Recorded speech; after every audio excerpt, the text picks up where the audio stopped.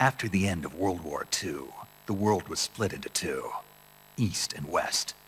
This marked the beginning of the era called the Cold War.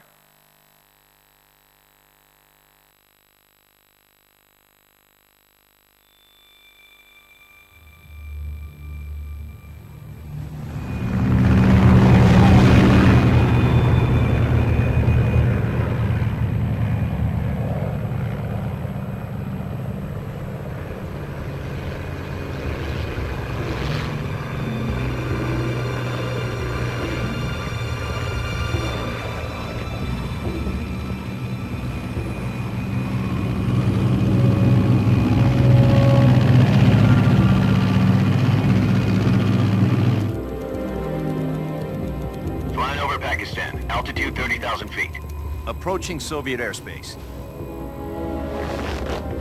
20 minutes to drop off. Commencing internal depressurization. Equipment check. Arm main parachute. All right. You ready to go? Drop zone still showing a high pressure mass. Cav okay. Good. We've got high visibility.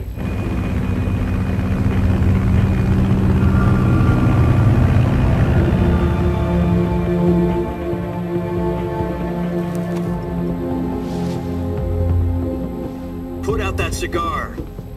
Connecting oxygen hose to interior connector. Put on your mask.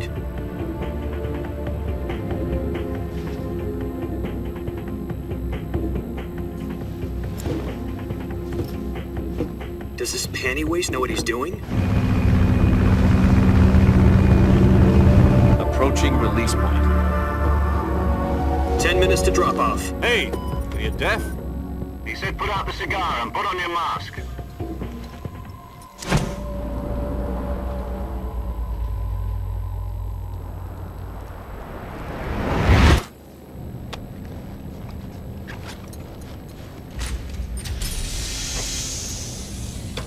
Depressurization complete.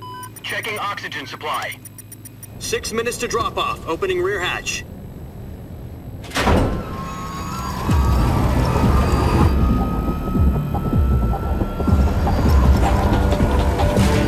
Sunrise.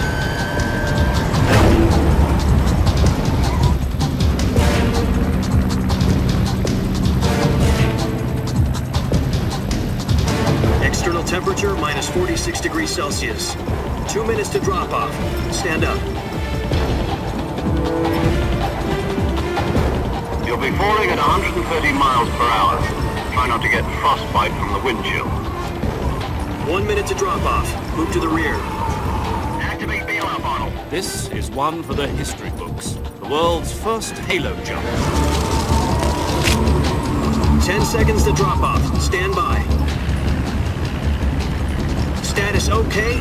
All green. Prepare for drop off. Countdown. 5, 4, 3, 2, 1. Spread your wings And fly. God be with you.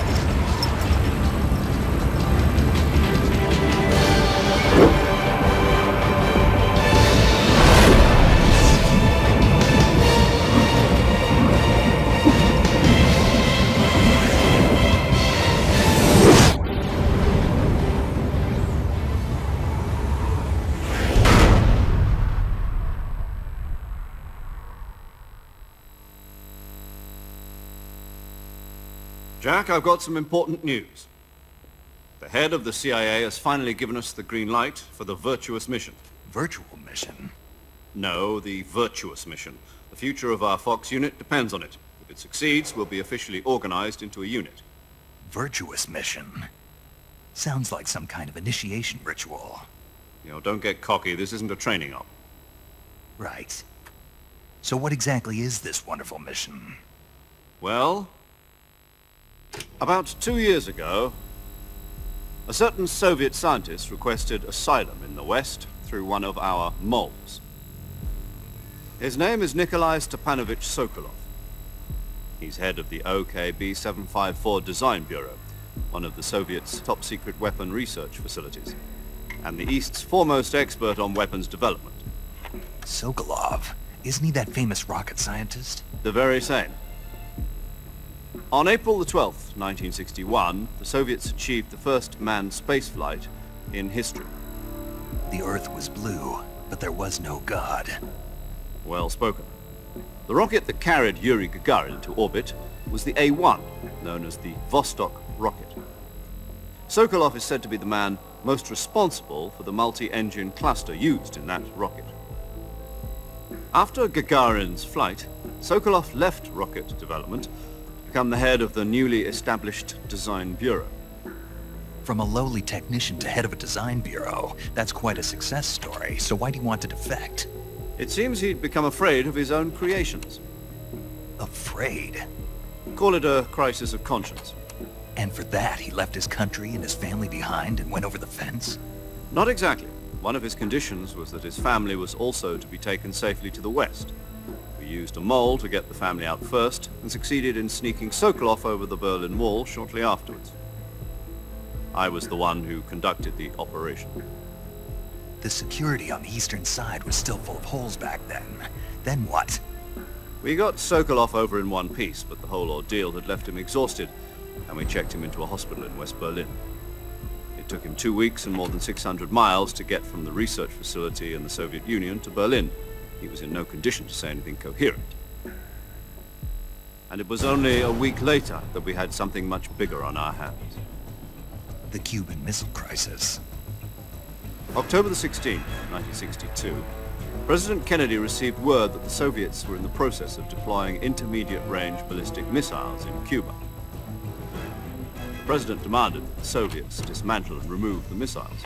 At the same time, he announced a naval blockade to prevent further missile shipments from reaching Cuba. But the Soviets didn't back down, instead placing their armed forces on secondary alert. Soviet transport ships carrying missiles continued on course towards Cuba.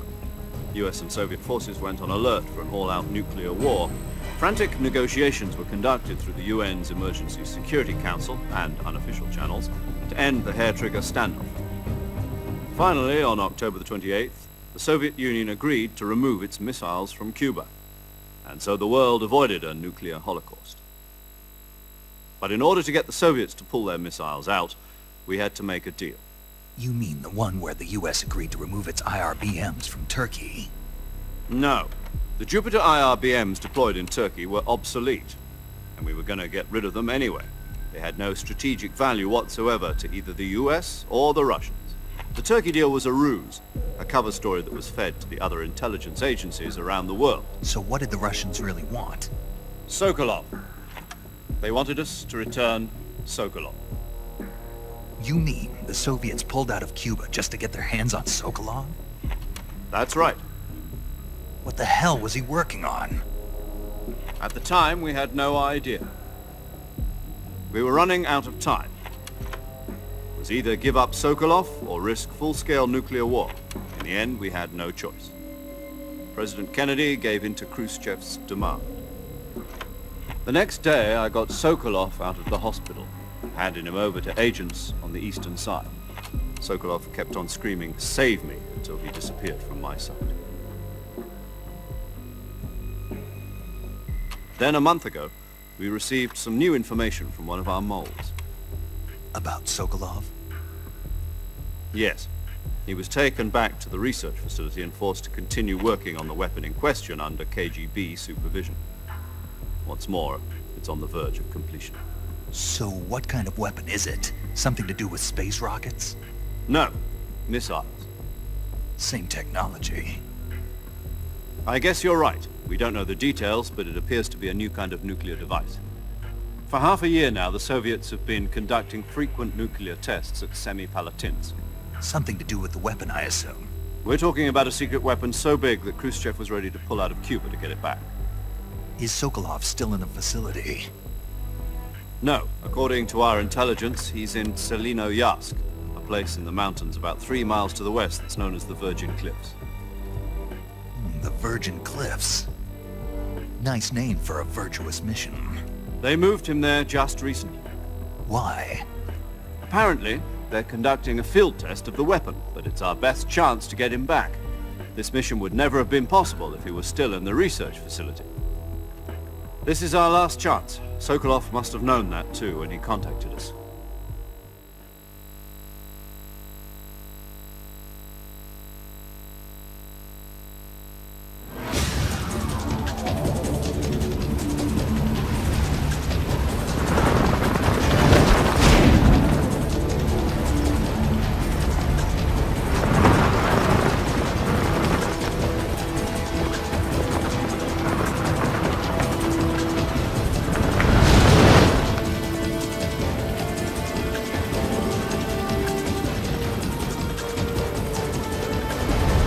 Listen up, Jack. Your mission is to infiltrate Selino Yask in the Soviet mountains, ensure the safety of Sokolov, and bring him back to the West.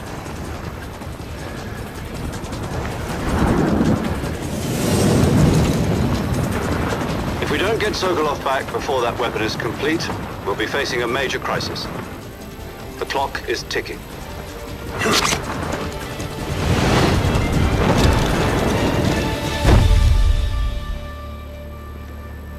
Once we've confirmed the rescue of Sokolov, stand by at the recovery point. A recovery balloon will be dropped at that point. Helium will be pumped into the balloon to inflate it. The process takes about 20 minutes. Once it's complete, the gunship's arm will latch onto the balloon and pull it up. The Fulton surface-to-air recovery system. I'm familiar with the theory. Take it easy. It's been combat-proven. Do you think Sokolov is up to it? The shock will be less than during a parachute jump, and the arm can handle up to 500 pounds. So you're planning on going over the border in a single combat Talon?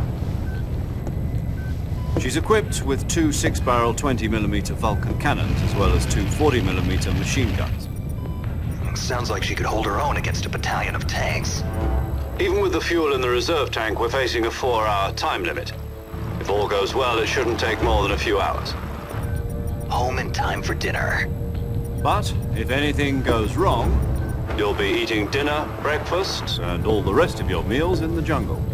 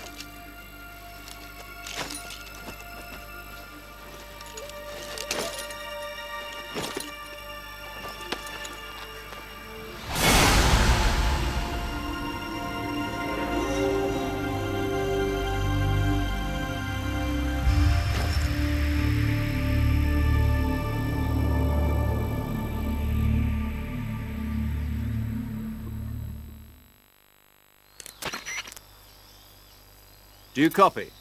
You're already in enemy territory, and somebody might be listening in. From here on out, we'll be using code names to refer to each other. Your code name for this mission will be Naked Snake. I'll be referring to you as Snake from now on. You're not to mention your real name. Snake? What, you don't like snakes? What do you mean? You've eaten one before, haven't you? In survival training. I'm glad to hear that. I don't know if I'd ever order one in a restaurant, but... Be careful, you might not have a choice. What about you, Major? What should I call you? Let's see. I'll be Tom. Call me Major Tom. Oh, and Snake? Yeah. The crew isn't watching anymore. You can take off the disguise now. Good idea. This isn't right. Time for the snake to shed his skin.